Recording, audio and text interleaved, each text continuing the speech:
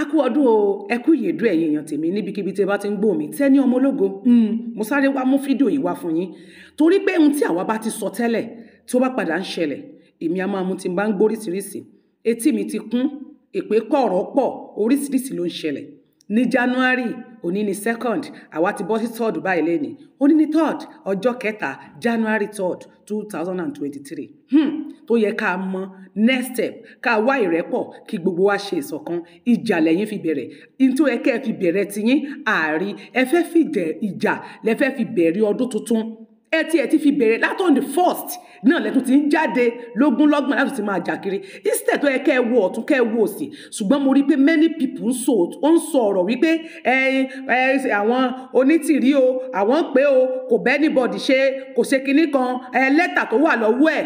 kò kalẹ̀ ṣùgbọ́n èmi ò yọkàn mú òkun lórí gbogbo question yín tí màá dẹ̀ bá yín fi dáhùn sí lẹ́yọ kọ̀ọ̀kan news jáde ní àná tó ṣe on the 2nd wọ́n ní àwọn yẹn jẹ́ international council wọ́n ní international council làwọn fún ìlànà ọmọ Oòduà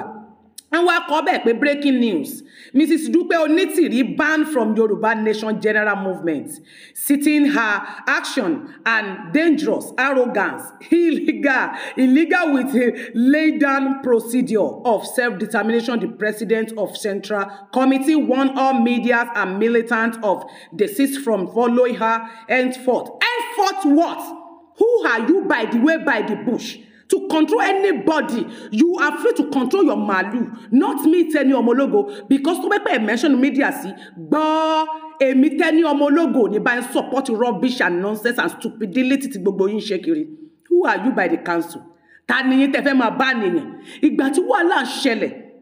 tí nǹkan ń dàrú kí Onítìrí tó dé fúnra rẹ̀, tí gbogbo ẹ̀yin ẹgbẹ́kẹ́gbẹ́ Ìyànàpájà àti Agége tẹ́ ń bára yín dà. Èmi Tenny ọmọ ológo mọ̀ pariwo ń gbànà pé kẹ́ settle matters tó bá wà láàrin yín bẹ́ẹ̀ ṣe ń bring ara yín down tẹ́ ẹ bá lọ rálẹ̀ yín náà lẹ́ máa set ara yín up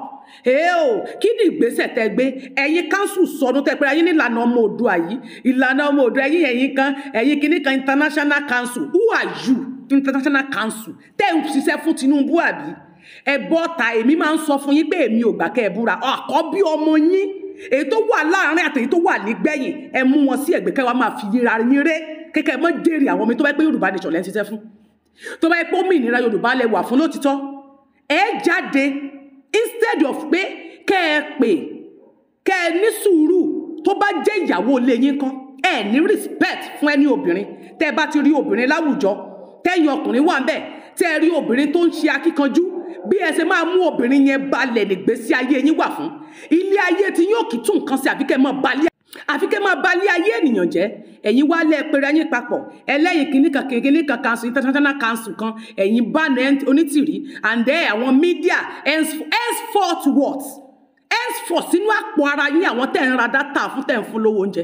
láti ìgbà tí mo ti bẹ̀rẹ̀ láti 2020 mélòó nínú yín ló kàn mí rí tó sọ fún mi pé Tenny o máa kúṣẹ́ o nígbà tí wọ́n mú mọ́tò tán fi hit mi ní 2020 mélòó nínú yín ló wọnú inbox mi tẹ́ fún mi lówó Tenny kí n fi ṣètọ́jú ara mi so that definitely nígbà tí wọ́n ń wá mí kiri mélòó nínú yín ló dá owó àbí mélòó nínú yín ló pè mí pé báwo ni mo ṣe ń move báwo mo ṣe ń jẹ so àwọn tẹ́ bá ń báwí àwọn màálù yín tẹ́ máa control àwọn tẹ́ máa control not be Tenny ọmọ ológo kẹ́ gbọ́ kó wà lórí ọpọlọ yín no be me ẹni tó bá wù kó jọrọ ẹ̀yin tó bá ń tàn yín lẹ́ máa tẹ̀lé èmi ò sínú àwọn tẹ́ máa tẹ̀lé ìgbà tí mi tí mò tọrọ ni mò ń dákẹ́ gbọgbà tí mo mò tọrọ mi ò ní dákẹ́ torí wípé mi ò ní bẹ́ẹ̀ yín ẹ̀mí òkùnkùn ṣe ẹlẹ́gbẹ́ òkùnkùn ní gbogbo yín káàtẹ̀ wá lónítìrí èmi máa pọ̀ ń frustrate ìgbésí ayé yín ni kí ló ṣe fún yín gan-an ókè o ẹni bàbá Akíntóyè ẹlẹ́ máa declare ní December kábíyèsí o bàbá o Ìgbòho ó ní 2022 yìí ni kò ní dẹ̀ àwọn máa declare Ọláyọmí Kóìkí tó tún jẹ́ agbẹnusọ ó láwọn máa rọ́ ṣùkùṣùkù wọlé ni kí ló dé tẹ̀ ń tan ọmọ Yorùbá kí ló dé tẹ̀ ń fi ọmọ Yorùbá sínú òkùnkùn àwa wí tán ìwọ tó pèrè ní Victor Taiwo pẹ̀lẹ́ tiẹ̀ ṣe bí ẹ̀yin ni wọ́n lẹ́sọ nígbà kan báyìí tẹ́ ẹni kan bá fún yín ní 5 million ẹ máa gba Yorùbá nation abẹ́yìn náà ti sọ́rí ẹni tó bá fún yín ní 5 million lásán tó bá ti lè dá 5 million naira fún yín báyìí 5 million naira ẹ máa gba Yorùbá nation láàrin oṣù mẹ́ta ṣé ti wá rí ju 5 million naira lọ tí rí Yorùbá nation gbà àbí Victor Taiwo tó jáde lẹ́ni tó ń tako Onítìrí lẹ́ni abó ti gbàgbé ni èmi náà gbọ́ wọ́n ní nígbà náà lọ orí Frambello náà ló sọ tó play gbogbo ẹ̀ nígbà tí wọ́n ní ìwọ àti bàbá nǹkan kan ṣẹlẹ̀ láàrin ẹ̀yin méjèèjì kí ló ṣẹlẹ̀ láàrin ẹ̀yin àti bàbá kí ló fàjà yín àti bàbá nígbà náà ṣebí níbi kẹ́ ẹ̀rọ òtòrò kẹ́ ẹ má lè sọ ní tíwọ́ náà bínú nígbà náà ṣùgbọ́n àsìkò election ti dé gbogbo yín lẹ ti lọ endorse èmi lókàn ẹ̀yin tẹ́ endorse Àtíkù ti wà bẹ́ẹ̀ ẹ̀yin tẹ́ endorse Peter Obi gbogbo yín kún bẹ́ẹ̀ tẹ́ ń gbowó kiri bá a ṣe rí i máwọn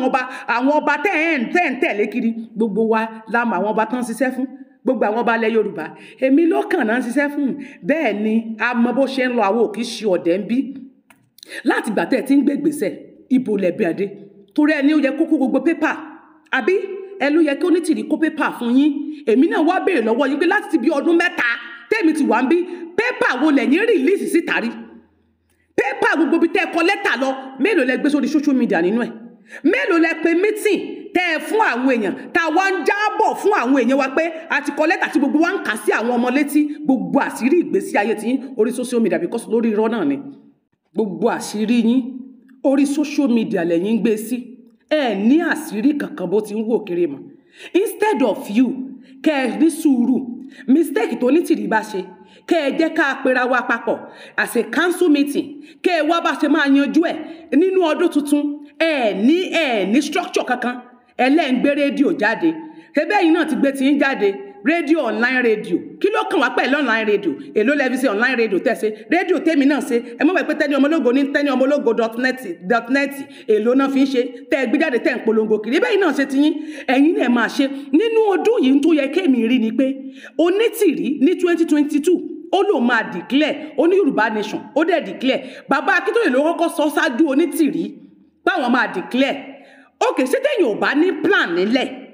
téèyàn ò bá ní plan tó máa fẹnu sọ ẹ mọ iye orí tó wò ẹ mọ iye etí tó gbọ́ ẹ mọ iye ènìyàn tó fi etí gbọ́ nǹkan tí bàbá Akíntóyè fi àwọn tó wà ní Ghana ní orí Ghana lásán ẹ wo èèyàn tó gbọ́ rédíò ni o ká máa ní gbogbo àgbáyé àtàwọn tó kọ́ tiẹ̀ ẹ mọ iye millions of people tó ti gbọ́ fídíò yẹn bàbá la máa declare àárí declaration àwọn spokesman yín àtòsá náà sọ àbígbòho náà sọ jáde pé ọdún ìníṣẹ́ ṣé ẹ ṣe jáde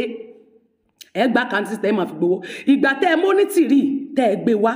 tẹ́ ẹ endorse ẹ̀ tẹ́ ẹ ń gbé mọ́ra tó náà túnú tiẹ̀ náà ń dùn àwa máa ń wò rere ayé mà ní torí wípé àwa máa ń dákẹ́jà ni adákẹ́jà làwa àwa máa ń pẹ́ káwa tó sọ̀rọ̀ àwọn òkì bẹ́ bọ̀tẹ́ ti fọkàn sí pé Onítìrí ṣe dé yẹn owó jáde wọn ò tún tó máa ti sọ kinní kan ìgbà tẹ́ ẹ sọ̀rọ̀ petition ẹ̀ máa ṣe nǹkan kan gbogbo ìgbésẹ̀ tẹ́ máa jọ ń gbé ni ó wá di bí alákàntì dé wọ́n ní kẹ́ open àkáǹtì lẹ́yìn ìgbà náà ẹ̀ máa open ẹ̀ abẹ́ ti gbàgbé ni ṣé ẹ open àkáǹtì gbogbo ìwà tẹ́ ń wò ẹ lọ sọ́ra abẹ́ mi Tenny Ọmọlógo ò béèrè lọ́wọ́ bàbá Akíntóyè Onítìrí jáde láìmọye ìgbà ó mú proof ẹ̀ jáde ẹ̀yin kan dáhùn ẹni lẹ́tà kí ló kọ lẹ́tà tó Onítìrí kọ ẹ ló lọ fún yàn lẹ́tà ẹni tí kì í bá ṣe plan work irọ́ ló wà mẹ́pẹ̀ ṣé wọ́n gba lẹ́tà lọ́wọ́ ẹ má gbàgbé pé nígbà tí àwọn ọmọ disability tí wọ́n lọ sí rally fún Ìgbòho ní Benin Republic Embassy tó wà ní Èkó àwọn ọmọ yìí ti kọ́kọ́ mú lẹ́tà lọ sí police station Odùmọ̀ṣù ló wà bẹ́ẹ̀ ń gba ẹ̀kan tó rìtáyà ó gba lẹ́tà lọ́wọ́ àwọn ọmọ tèmi wọ́n tún wá lọ sí embassy wọ́n pe àwọn 3 wọlé gbogbo àwọn tó kù wà níta gbogbo alárí tá a gbé tó bá lórí lọ Google rẹ̀ lọ ṣáàṣì fún lórí Tenny Ọmọlógo lórí gbogbo péèjì mi wà bá níbẹ̀ wọ́n gba lẹ́tà lọ́wọ́ wọn ọ̀dẹ̀ yìnbọn pa wọ́n èyí náà lẹ́ máa ń bẹ̀rù torí pé gbogbo ntẹ́ bá fẹ́ ṣe mídíà lẹ́gbẹ̀ẹ́ sí ìtayọ̀ngbà lẹ́gbẹ̀ẹ́ sí èmi ti plan iṣẹ́ tèmi nílẹ̀ ní ìkọ̀kọ̀ mo gbé jáde lẹ gbogbo yín rí sódà tó wá dọwọ́rú síbẹ̀ tó fẹ́ dọwọ́rú létà ṣùgbọ́n Ọlọ́run jù yín lọ Ọlọ́run ọba ó jù yín lọ lẹ́ẹ̀fi ráwọn ọmọ yẹn ṣe ẹ máa pè wọ́n létà ni ṣùgbọ́n Ọlọ́run jù yín lọ bẹ́ẹ̀ ni gbogbo ìwà téèyàn bá ń wù láyé gbogbo ìwà bí yín ẹ jáwọ́ nínú ẹ̀ ọmọ Yorùbá ẹ jáwọ́ nínú ìwà bí ẹ jáwọ́ nínú ìwà ìkà ìwà kẹ́ni má ní ìwà èmi àfẹ́mí bẹ́ẹ̀ nìkan bá dé ẹni ẹ̀fẹ́ kẹ́ni bọ́ọ̀dì wọ̀ bẹ̀ mọ́ mi ò fẹ́ kẹ́ni kankan darapọ̀ mọ́ wa àfẹ́mí nìkan ni ẹnìkan kò gbúdọ̀ dé ẹni Onítìrí ò fẹ́ bá bàbá Akíntóyè ṣe sí bàbá Akíntóyè rẹ́dì láti bá Onítìrí ṣe ṣé bàbá Akíntóyè rẹ́dì láti bá Onítìrí ṣe ẹni Ìgbòho ò bá Onítìrí ṣe pé Onítìrí ò fi tìgbòho ṣe ṣé Ìgbòho ò sà Sunday Adisa Adéyẹmọ so ready láti fi ìfọwọ́sowọ́pọ̀ pẹ̀lú Onítìrí what are we saying nígbà tó Onítìrí bá ní ti tó ń lélẹ́yìn tẹ́yìn ti play tẹ́ ti fi ní ọkàn balẹ̀ tó wá dé 9 minutes tẹ́ yẹsẹ̀ kó lẹ́sẹ̀ rẹ̀ tẹ́ ní pé kì í ṣe bẹ́ẹ̀ yẹn mọ́ tìyín tó dẹ̀ rí bẹ́ẹ̀ ẹ gbé jáde lé lọ́wọ́ kẹ́ ẹ sọ fún tó bá gbé yín náà gbé tìyín jáde ẹ fojú inú wò plan tìyín ẹ gbé jáde náà sẹ́mi wá ráàyè máa dúró ni nígbà tí wọ́n mọ́ lóyè Sunday Ìgbòho ká ní bí gbogbo yín ṣe sádànù tí gbogbo yín jápa yìí kéèyàn náà jápa sí Ìgbòho ní pẹ́ jù bí tó ṣe wà ń bẹ̀ yẹn lọ ṣùgbọ́n àwa kan ò lè dúró àwa kan ní ìtara àbẹ́yìn tó ń gbẹ̀ ń wá sórí social media lẹ́ẹ̀kan lọ́sẹ̀ ẹ̀ẹ̀kan lọ́dún ẹ̀ẹ̀kan lóṣù tẹ́ ń wá sórí social media náà Yorùbá fi máa débi tó délé ni àwa tá a ní ìtara tá à ń pariwo lójoojúmọ́ ní gbogbo ìgbà tá a bọ́ ta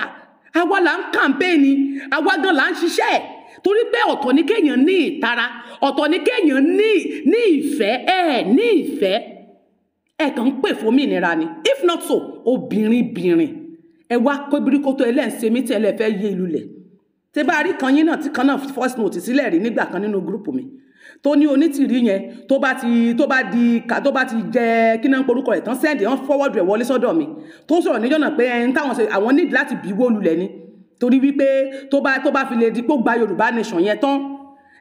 àwọn èèyàn máa fẹ́ dìbò fún òun ló máa fẹ́ jẹ president ló máa fẹ́ kí ló dé nítorí ipò ẹ̀dẹ̀ balẹ̀ ayé ara yín jẹ́ oníkálukú yín ti ní mínísítà ti ní kinní kan so bó ṣe máa ń sọ̀ǹtà yẹn ó ń fún yín pírọ́blẹ́mù ni ẹ má dára yín láàmú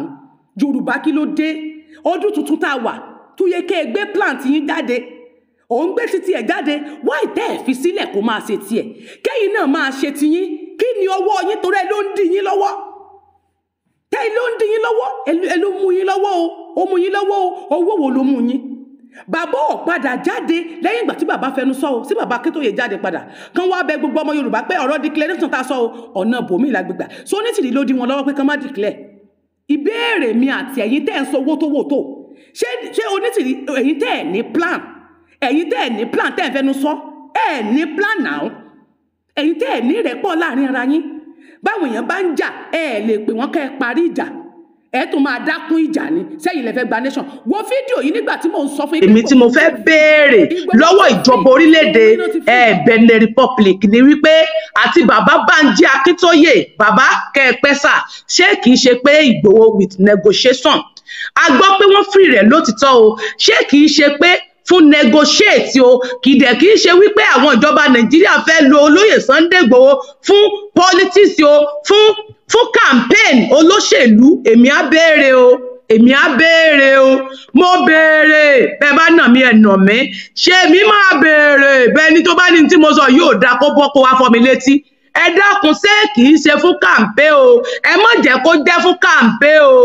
bá ẹ ṣe free Ìgbòho ẹ jẹ́ kó máa lọ bẹ́ẹ̀ o báwo èèyàn ṣe ń dunnú káàkiri gbogbo orílẹ̀-èdè àgbáyé bẹ́ẹ̀ ni kó rí o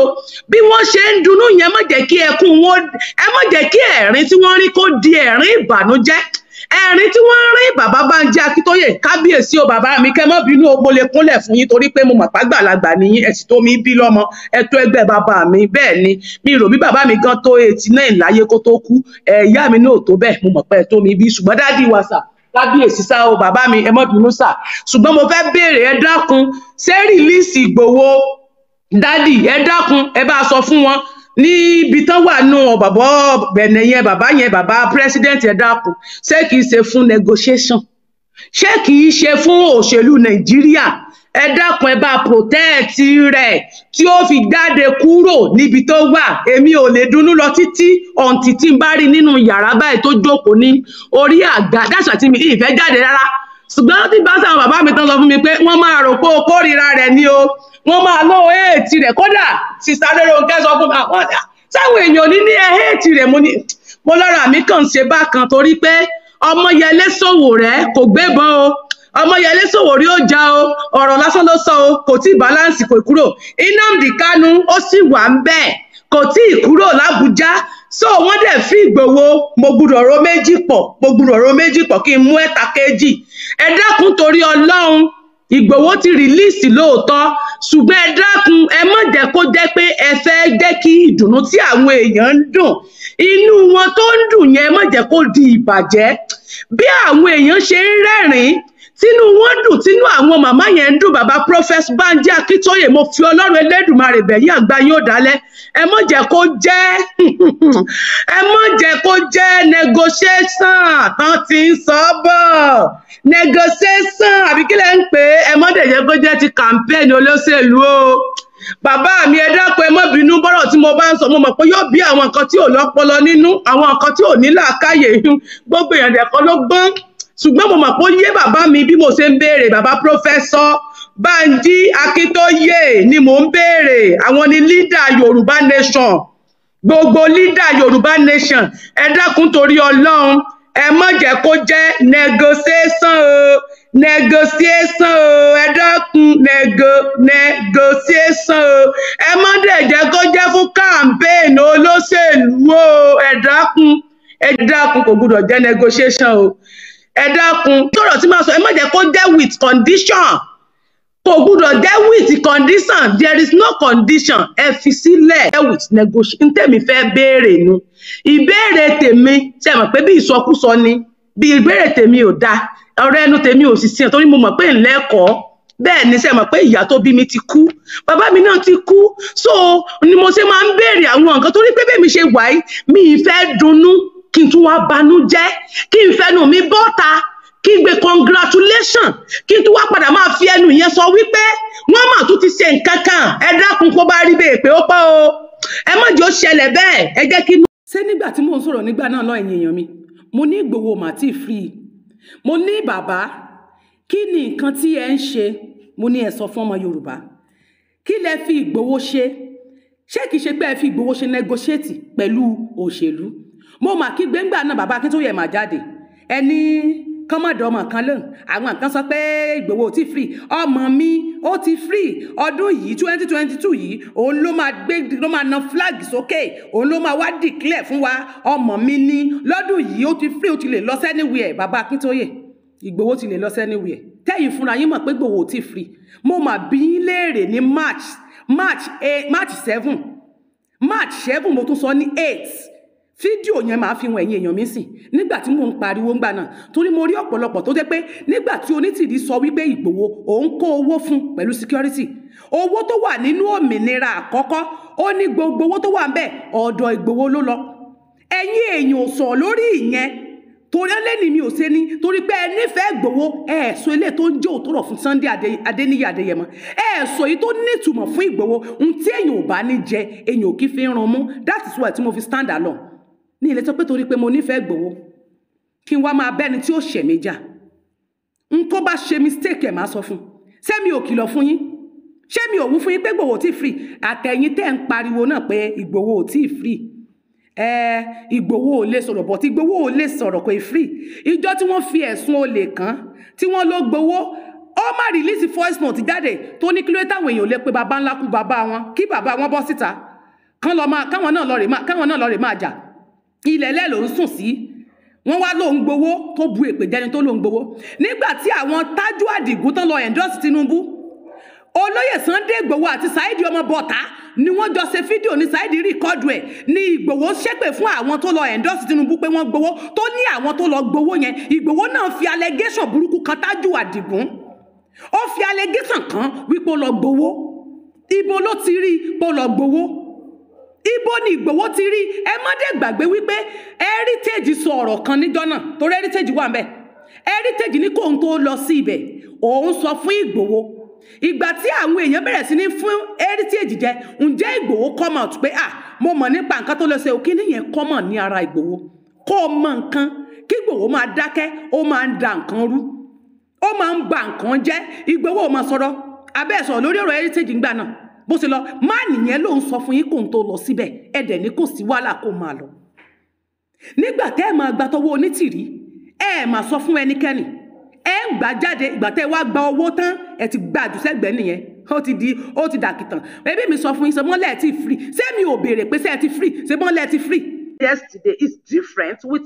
others because bẹ́ẹ̀ mi ṣe ronú tèmi ó yàtọ̀ gédégbé many people ló sọ fún mi pé ọlọ̀tẹ̀ ni mí kí n gbẹ́nu mi sọ kí n shut up mo rí comment a lot of comments on YouTube on Facebook kí n shut up kìnnìkan sẹ́mi mo lè control Ìgbòho ẹ bẹ́ẹ̀ ni mi ohun tí mo ń sọ ní àná lórí ẹ̀ tí mo ń sọ fún wọn pé ṣé kìí ṣe wípé bóyá wọ́n fi wọ́n ṣe negotiation àbí wọ́n fún wọn ní condition kìí ṣe wípé negotiation pé bóyá pé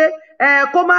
pé bóyá kó wà níbì kan no ohun tí mo sọ ni pé ohun tí mo ń tọ́ka sọ pé ṣé kìí ṣe pé wọ́n fẹ́ dọ́gbọ́n da owó rú torí pé ìjáde tí olóyè bó ṣe fi wọ́n sílẹ̀ just like that yẹn dandan ni pé àwa náà ronú pé kí wọ́n jáde everybody wá dẹ̀ mọ nǹkan tó ń ṣẹlẹ̀ gbogbo wa la mọ ohun tó wà ní ìdí ọ̀rọ̀ tó wà ńlẹ̀ yìí a mọ̀ wípé Nnamdi Kanu sì wà nínú detention tí wọ́n ti free rẹ̀ lórí ìjàngbara Sowore náà wà ń bẹ̀ wọ́n ti free rẹ̀ o torí pé òun náà ń béèrè fún revolution kódà it is not because of president tó ń claim fún pé bóyá òun fẹ́ torí freedom tó náà ń béèrè fún ìyẹn revolution náà fi jù síbẹ̀ Ìgbòho náà dẹ̀ wà ń bẹ̀ now àwọn èèyàn yẹn dẹ̀ ní wọ́n wà ní àhámọ́ wọn ní kàn jẹ́ kán ní freedom now but ìgbà tí news yẹn kọ́kọ́ jáde àti ìmọ̀ details lọ títí bóyá wọ́n fi wọ́n sí Benin Republic ni bóyá wọ́n ti fẹ́ send wọn jáde ni àbí wọ́n sì máa send wọn kó tó di wípé àṣírí wípé Benin ni wọ́n sì máa kọ́kọ́ náà máa wà so that wọn ò lè jẹ́ kán jáde lọ sí anywhere like Sowore tó jẹ́ pé kò lè ní freedom lọ sí ẹnìbí kankan ju ojú kan lọ so ìyẹn ni mo ló yẹ kí wọ́n máa sọ lánàá pé ṣé kìí ṣe pé bóyá àbí wọ́n fẹ́ dọ́gbọ́n da ọwọ́ rú láti gbé wọn lọ sí Nàìjíríà àbí wọ́n dọ́gbọ́n set wọn up nǹkan bẹ́ẹ̀ ohun tí mò